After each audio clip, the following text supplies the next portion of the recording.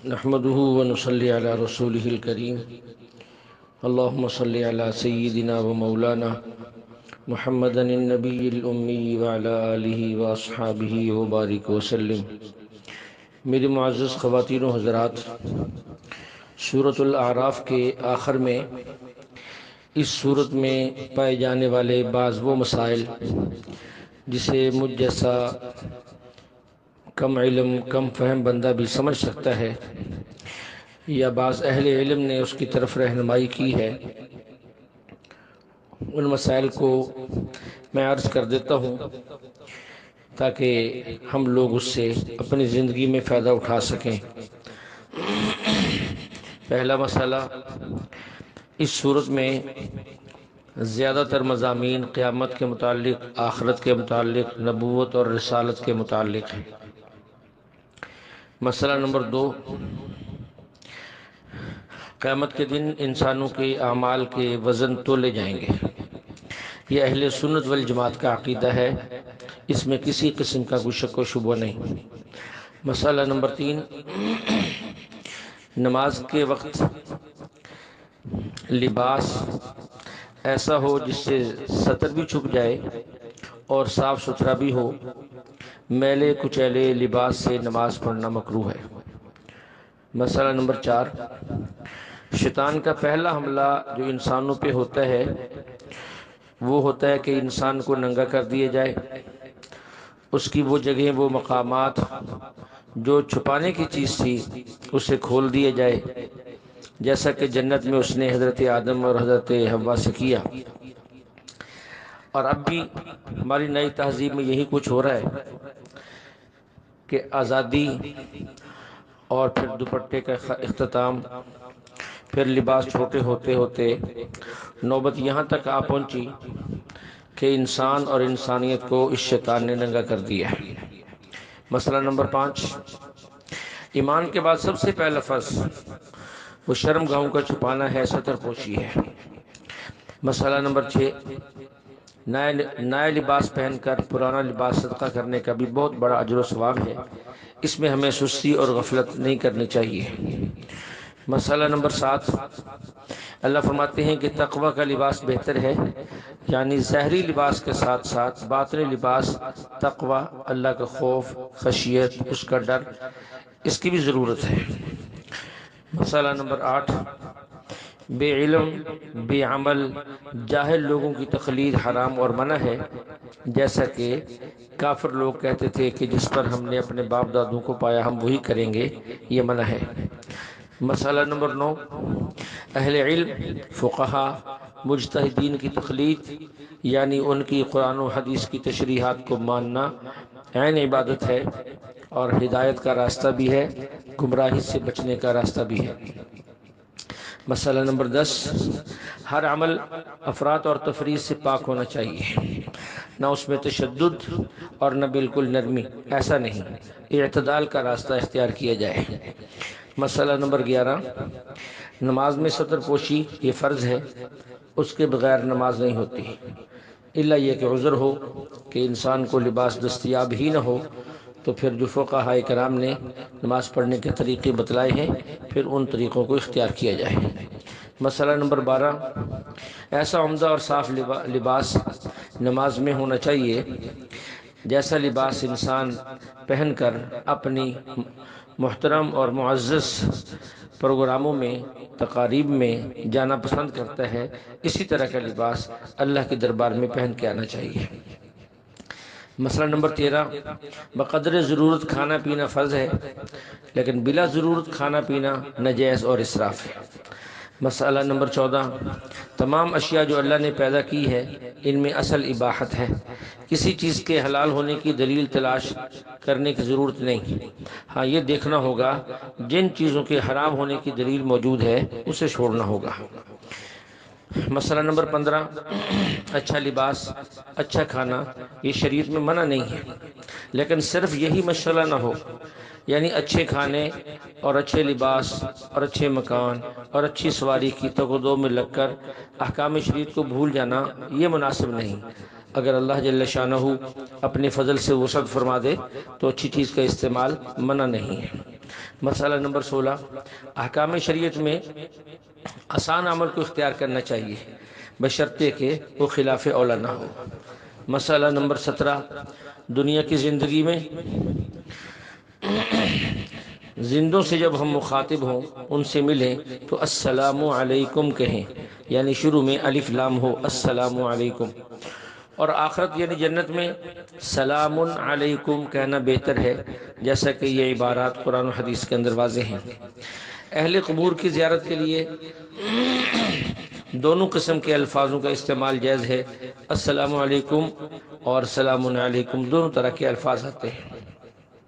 مسئلہ نمبر 18، دعا رب سے آہستہ آہستہ مانگنی چاہیے، بلند آواز سے مانگنا بہتر نہیں ہے۔ اسی طرح اللہ کا ذکر بھی آہستہ کرنا ہی افضل ہے۔ مسئلہ نمبر 19، تمام انبیاء عقائد اور اصول میں متفق تھے، ان میں کوئی اختلاف نہیں تھا۔ مسئلہ نمبر 20، لواطت اغلام بازی زنا سے زیادہ بڑا جرم ہے، کیونکہ یہ خلاف فطرت ہے۔ عورت سے شہوت پوری کرنے کے 2 درجے ہیں، ایک جائز جبکہ نکاح ہو جائے، دوسرا ناجائز جبکہ نکاح نہ ہو، لیکن یہاں پر ہر صورت حرام ہے، اور یہ عمل نہ نکاح سے جائز ہے اور نہ بلا نکاح جائز ہے۔ مسئلہ نمبر 21، ناپ تول میں کمی کرنا یہ سخت جرم ہے، ہمارے تاجر حضرات اس طرف پوری توجہ دیں۔ مسئلہ نمبر 22، پریشانی، مرض، خوف، جنگ، قحط، قلت مال، مصائب، ان تمام موقعوں پہ 2 چیزوں کو اختیار کیا جائے، اللہ تعالیٰ سے مدد طلب کی جائے، نمبر 2 صبر سے کام لیا جائے۔ مسئلہ نمبر 23، عبادات میں چاند کے مہینوں کا اعتبار ہے، شریعت میں تاریخ کا حساب رات سے شروع ہوتا ہے نہ کہ دن سے۔ مسئلہ نمبر 24، اپنی اصلاح کے لیے 40 دن اخلاص کے ساتھ عبادت میں لگانا نفع بخش ہے، دل سے حکمت کے چشمے اللہ جاری کر دیتے ہیں۔ مسئلہ نمبر 25، ضرورت کے وقت اپنے کاموں کا نیب بنانا جائز بھی ہے اور بہتر بھی ہے، جیسا کہ حضرت موسیٰ علیہ السلام جب کوہ طور پہ تشریف لے گئے تو حضرت ہارون کو اپنا نیب بنایا۔ حضور علیہ السلام، خلفاء راشدین اور صحابہ کا بھی یہی معمول تھا کہ جب کہیں تشریف لے جاتے تو اپنا نیب بنا کے جاتے۔ مسئلہ نمبر 26، دنیاوی زندگی میں بیداری کی حالت میں اللہ تعالیٰ کا دیدار ممکن نہیں ہے، آخرت میں ہوگا یا خواب میں ممکن ہے۔ مسئلہ نمبر 27، تکبر انسان کو عقل سلیم اور فہم سلیم سے محروم کر دیتا ہے، اس لیے تکبر سے بچنا اور عاجزی اختیار کرنا اس کی بندے کو کوشش کرنی چاہیے۔ مسئلہ نمبر 28، اللہ تعالیٰ کبھی کبھی کسی کو اس کے گناہوں کی سزا دنیا میں بھی دے دیتے ہیں، لیکن عموماً آخرت میں ہی ہوگی۔ مسئلہ نمبر 28، حضور صلی اللہ علیہ وسلم کی اتباع بھی ضروری ہے، احترام اور محبت بھی ضروری ہے، صرف اتباع کافی نہیں ہے۔ مسئلہ نمبر 29، قوموں کا جمع ہو کر رہنا یعنی مجتمع رہنا یہ نعمت ہے، اور منتشر رہنا اور منتشر ہونا یہ عذاب ہے۔ مسئلہ نمبر 30، الست بربکم کا جو عہد کیا تھا اسے یاد رکھنا ضروری ہے، اور ہر وقت پیش نظر رہے کہ ہم اپنے رب سے اس کے رب اور خدا ہونے کا عہد کر کے آئے۔ مسئلہ نمبر 31، بیعت لینا جائز ہے، خواہ وہ بیعت جہاد کے لیے ہو یا احکام شریعت کی پابندی کے لیے ہو یا گناہوں کے ترک پر جو ہے وہ بیعت لی جائے۔ مسئلہ نمبر 32، صالحین نیک لوگ علماء کے خلاف کچھ کہنا یا ان کے خلاف بددعا کرنا یا ان کے خلاف ووٹ دینا اپنی دنیا آخرت تباہ کرنے کے مترادف ہے۔ مسئلہ نمبر 33، اسماء حسنہ سے مراد بعض روایات میں اللہ تعالیٰ کے وہ نام ہیں جو 100 ہیں، اور بعض اہل علم مطلقاً اللہ تعالیٰ کے ناموں کے بارے میں فرماتے ہیں کہ وہ سارے کے سارے اسماء حسنہ ہیں، تو اللہ تعالیٰ کو اسماء حسنہ کے ساتھ یاد کیا جائے، پکارا جائے اور مانگا جائے۔ مسئلہ نمبر 34، اللہ تعالیٰ کے نام جیسے رزاق، غفار، رحمان، خالق، ان ناموں کے ساتھ اس انداز سے کسی کو پکارنا یہ گناہ ہے، بلکہ اس شخص کا پورا نام لیا جائے، جیسے عبد الرزاق، عبد الغفار، عبد الرحمن، عبد الخالق وغیرہ۔ مسئلہ نمبر 35، بچوں کے اسلامی نام رکھے جائیں، مشرکانہ اور ایسے نام جن میں شرک کا شبہ پایا جائے نہ رکھے جائیں۔ آج کل نئے نئے نام تلاش کیے جاتے ہیں، اللہ تعالیٰ کے انبیاء کے، صحابہ اور صحابیات کے، تابعین اور تابعیات کے ناموں سے انحراف کیا جاتا ہے، یہ رویہ درست نہیں ہے۔